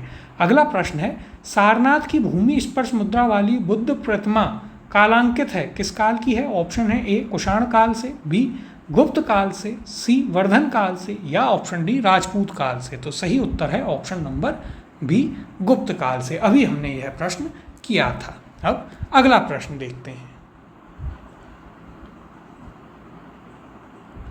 भारत के सांस्कृतिक इतिहास के संदर्भ में निम्नलिखित युग्मों पर विचार कीजिए। एक परिव्राजक, परित्याग व भ्रमणकारी, दो श्रमण, उच्च पद प्राप्त पुजारी, तीन उपासक, बौद्ध धर्म का साधारण अनुगामी। उपयुक्त युग्मों में से कौन से सही सुमेलित हैं? ऑप्शन है ए केवल एक और दो, बी केवल एक और तीन, सी केवल दो और तीन, या फिर ऑप्शन डी केवल एक, दो और तीन, तीनों ही। और ये आपसे यूपीएससी प्रीलिम्स में पूछा गया है। एक काफ़ी इंपॉर्टेंट क्वेश्चन है आपके लिए। देखते हैं इनको एक एक करके। तो देखिए, पहला कौन सा दिया है? पहला दिया है आपके लिए परिव्राजक। परिव्राजक क्या होता था? परित्यागी या भ्रमणकारी। तो यह बिल्कुल सही है। दूसरा है श्रमण, उच्च पद पर बैठा पुजारी। तो देखिए, यह गलत है। श्रमण का अर्थ होता था बौद्ध भिक्षु। क्या अर्थ होता था? बौद्ध भिक्षु। फिर उपासक, बौद्ध धर्म का साधारण अनुगामी यानी साधारण अनुयायी। तो यह भी सही है, यानी पहला और तीसरा यहाँ पर सही है। तो सही उत्तर हो जाएगा ऑप्शन नंबर बी, केवल एक और तीन। अगला प्रश्न है, निम्नलिखित में से कौन से शासक ने बौद्ध मत के विस्तार में योगदान नहीं दिया? ऑप्शन है ए हर्षवर्धन, बी कनिष्क, सी अशोक, या डी पुष्यमित्र सुंग। सही उत्तर है ऑप्शन नंबर डी पुष्यमित्र सुंग। देखिए, हम सभी जानते हैं कनिष्क के समय पर चौथी बुद्धिस्ट काउंसिल हुई, अशोक के समय पर कौन सी हुई, यह भी हमने आपको कल बताया था। तो यह भी आप यहाँ पर ये बताइए। तो देखिए, यहाँ पर यदि हम बात करें तो अशोक के समय पर सम्राट अशोक ने पाटलिपुत्र में तीसरी बौद्ध संगीति करवाई थी, थर्ड बुद्धिस्ट काउंसिल। और हर्षवर्धन जो है, जब हम मिडेवल हिस्ट्री में आते हैं तब आप देखिएगा, या फिर यहाँ भी हम डिस्कस करेंगे, उसने कई बार जो है बौद्धों के हर 5-7 साल में वो एक बार क्या इनका अनुष्ठान करवाया करता था। उसका विरोध भी हुआ क्योंकि उसने चीनी जो महात्मा थे उनको जो है काफ़ी वरीयता दी थी यहाँ के ब्राह्मणों की बजाय। तो उसका काफ़ी विरोध भी यहाँ पर हुआ था। अब इसकी चर्चा कर लेते हैं। तो देखिए, अशोक, कनिष्क और हर्षवर्धन ने बौद्ध धर्म के विकास में योगदान दिया, जबकि शुंग वंश संस्थापक पुष्यमित्र शुंग ने मगध साम्राज्य पर अधिकार जमाकर जहां एक ओर यवनों के आक्रमण से देश की रक्षा की, वहीं दूसरी ओर देश में शांति और व्यवस्था की स्थापना कर वैदिक धर्म एवं आदर्शों की जो अशोक के शासनकाल में उपेक्षित हो गए थे, उन्हें प्रतिष्ठा की। इस कारण उसका काल वैदिक प्रतिक्रिया अथवा वैदिक पुनर्जागरण का काल भी कहा जाता है। अब जब हम इन पर आएंगे सभी वंशों पर एक एक करके, एंशियंट में भी, मिडेवल में भी, तब इन पर हम काफ़ी बात करेंगे कि किसके शासनकाल में किस धर्म को वरीयता दी गई। मिडेवल में तो देखिए जो है सल्तनत और मुगल काल ही मुख्य रूप से आ जाता है, फिर कुछ छोटे मोटे शासक आते हैं बंगाल के, इधर उधर के, उनकी बात अलग है। उसके अलावा मुख्यतः आपको फिर यहाँ पर हम गुप्त, मौर्य, सातवाहन, शुंग आदि, कुषाण, इन सभी की बात यहाँ पर करेंगे। अब अगले प्रश्न की ओर चलते हैं। निम्नलिखित व्यक्तित्वों पर विचार करें और नीचे दिए गए कूट से सही उत्तर चुनें। कथन ए, कुशीनगर मल्ल गणराज्य की राजधानी थी। कारण आर, महात्मा बुद्ध का महापरिनिर्वाण कुशीनगर में हुआ था। कूट हैं ऑप्शन ए, दोनों ए और आर सही हैं और आर ए की सही व्याख्या करता है। बी, दोनों ए और आर सही हैं परंतु आर ए की सही व्याख्या नहीं है। सी, ए सही है परंतु आर गलत है। और ऑप्शन डी है, ए गलत है परंतु आर सही है। तो देखिए पुनः देखते हैं, कथन ए क्या है, कुशीनगर मल्ल गणराज्य की राजधानी थी, तो यह सही बात है। कारण आर, महात्मा बुद्ध का महापरिनिर्वाण कुशीनगर में हुआ, तो कथन तो सही है लेकिन कारण, ये स्पष्ट कारण तो नहीं है, तो सही उत्तर हो जाएगा ऑप्शन नंबर बी। ए और आर दोनों सही हैं परंतु आर यानी कारण जो है वो कथन की सही व्याख्या नहीं करता है। अब अगला प्रश्न देखते हैं। निम्नलिखित युग्मों में से कौन से सही सुमेलित हैं? पहला, लोथल प्राचीन गोदी क्षेत्र। दूसरा, सारनाथ बौद्ध का प्रथम धर्मोपदेश। तीसरा, राजगीर अशोक का सिंह स्तंभ शीर्ष। चौथा, नालंदा बौद्ध अधिगम का महान पीठ। नीचे दिए गए कूट का प्रयोग कर सही उत्तर चुनिए। ऑप्शन है 1, 2, 3 और 4। बी है 3 और 4। सी 1, 2, 4 और ऑप्शन डी 1 और 2। और यह आपसे यूपीएससी प्रीलिम्स में पूछा गया है। तो देखिए, लोथल प्राचीन गोदी क्षेत्र, तो सिंधु घाटी सभ्यता में हमने पढ़ा था, बिल्कुल सही है। दूसरा है सारनाथ बुद्ध का प्रथम धर्मोपदेश, यह भी सही है। तीसरा, राजगीर अशोक का सिंह स्तंभ शीर्ष, यह गलत है, यहाँ पर फर्स्ट बुद्धिस्ट काउंसिल हुई थी। फिर चौथा, नालंदा बौद्ध अधिगम का महान पीठ, तो यह भी आपका सही है। नालंदा विश्वविद्यालय जिसकी हम कई बार बात करते हैं, वो किससे संबंधित था? वो बौद्ध से ही संबंधित था, एक बौद्ध स्टडी का क्षेत्र था। उसे कुतुबुद्दीन खिलजी जो था उसने वहाँ पर नालंदा और विक्रमशिला जो विश्वविद्यालय थे उनको जलाकर नष्ट कर दिया था तुर्क आक्रमण के दौरान। तो यहाँ पर सही उत्तर क्या होगा? 1, 2 और 4 यानी कि ऑप्शन नंबर सी 1, 2 और 4 यहाँ पर आपका सही उत्तर होगा। और यदि हम बात करें अशोक का सिंह स्तंभ, यह कहाँ से मिला है? तो ये आपको मिला है सारनाथ से, ना कि राजगीर से। अब अगले प्रश्न की ओर चलते हैं। महायान बौद्ध धर्म में बोधिसत्व अवलोकितेश्वर को और किस अन्य नाम से जानते हैं? ऑप्शन है ए वज्रपाणी, बी मंजूश्री, सी पद्मपाणी या ऑप्शन डी मैत्रेय। और ये आपका यूपीएससी प्रीलिम्स का क्वेश्चन है, बहुत ही इंपॉर्टेंट और एक डीप क्वेश्चन यहाँ पर पूछा गया है। सही उत्तर है इसका option number C Padmapani. Mahayana बौद्ध धर्म में बोधिसत्व अवलोकितेश्वर को आप किस नाम से जानते हैं? पद्मपाणी के नाम से। अब यहाँ पर हम बात करते हैं तो देखिए, बौद्ध दर्शन में यह माना गया है कि बोधिसत्वों में अवलोकितेश्वर की स्थिति महिमा मंडित है। उन लोगों ने यह निश्चय किया था कि वे तब तक बुद्ध नहीं बनेंगे जब तक कि सभी मनुष्यों को निर्वाण नहीं प्राप्त हो जाए। वस्तुतः बौद्ध धर्म पर हिंदू धर्म का प्रभाव परिलक्षित होता है। अवलोकितेश्वर नारायण या पद्मपाणी विष्णु का भी एक नाम है। अगला प्रश्न देखते हैं। भारत के धार्मिक इतिहास के संदर्भ में निम्नलिखित कथनों पर विचार कीजिए। पहला, स्थिविरवादी महायान बौद्ध धर्म से संबंध है। दूसरा, लोकोत्तरवादी संप्रदाय बौद्ध धर्म के महासंगिक संप्रदाय की एक शाखा थी। तीसरा, महासंगिकों द्वारा बुद्ध के देवत्वारोपण ने महायान बौद्ध धर्म को प्रोत्साहित किया। उपयुक्त कथनों में से कौन सा या कौन से सही हैं?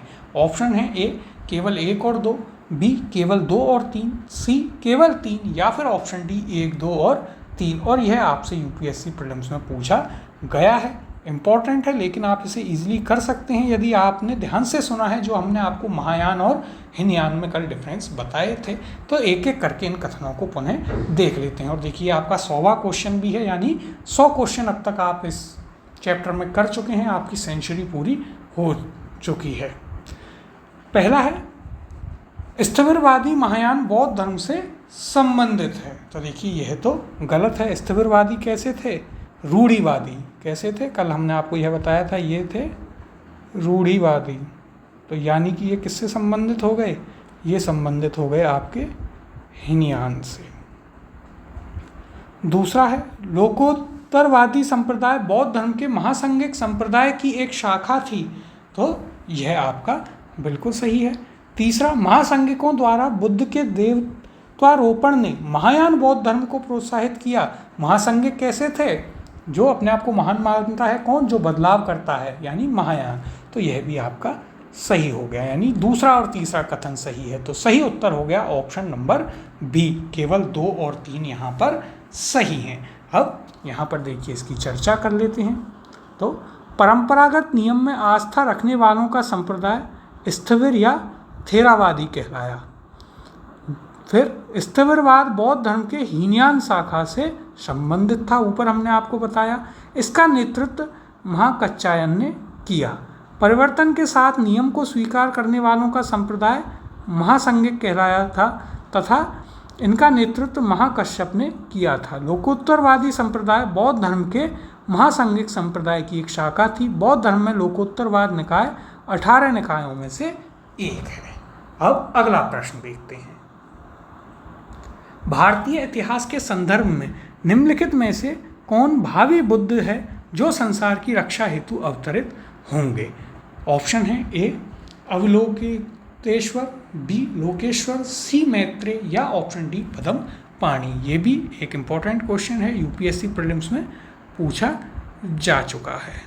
और सही उत्तर है इसका ऑप्शन नंबर सी मैत्रेय। कैसे याद रखें? तो देखिए याद रखिएगा, आपको अंतिम समय में बचाने कौन आएगा, कौन रक्षा करेगा? आपका मित्र। तो उस अवतार का नाम है मैत्रेय। मैत्रेय क्या है? एक बोधिसत्व है, जो ऐसा मानना है बौद्ध धर्म के अनुसार कि ये भविष्य में जो है पृथ्वी पर आएंगे और सभी को बुद्धत्व प्रदान करेंगे, सभी की रक्षा करेंगे। अब यहाँ पर यदि हम इसकी चर्चा करें तो देखिए यहाँ पर क्या कहा गया है। बौद्ध मान्यताओं के अनुसार मैत्रेय एक बोधिसत्व है जो पृथ्वी पर भविष्य में अवतरित होंगे और बुद्धत्व प्रदान करेंगे, जो अभी हमने आपको बताया, तथा विशुद्ध धर्म की शिक्षा देंगे। मैत्रेय के अवतरण की भविष्यवाणी ऐसे समय के लिए की गई है जब इस लोक में अनैतिकता, अनाचार इतना बढ़ जाएगा कि मानव जीवन असुरक्षित होता दिखेगा। सुरक्षा के लिए लोग इधर उधर भटकेंगे, सर्वत्र त्राही त्राही मच जाएगी और मानव जीवन संघर्ष में बनता दिखेगा। ऐसे आपातकाल में बोधिसत्व मैत्रेय इस भूतल पर भविष्य के बुद्ध के रूप में अवतार लेंगे। वह पुनः बौद्ध धर्म की संस्थापना करेंगे और सभी मानवों को सुख, शांति और समृद्धि प्रदान करेंगे। जैसे हिंदू धर्म में कल की अवतार की मान्यता है, उसी प्रकार से बौद्ध धर्म में मैत्रेय की मान्यता है। तो ये थे हमारे आज के क्वेश्चंस। काफ़ी इंपॉर्टेंट क्वेश्चन किए, काफ़ी सारे क्वेश्चन हमने किए। अब क्विज़ेस के लिए आप वेबसाइट विजिट कीजिए, टेलीग्राम चैनल ज्वाइन कर लीजिए। इससे आगे के जो क्वेश्चन हैं वो हम अगली क्लास में करेंगे और उसी के साथ हम आपके इस पूरे चैप्टर को भी ख़त्म कर लेंगे। मिलते हैं अगली क्लास में आगे के क्वेश्चंस के साथ।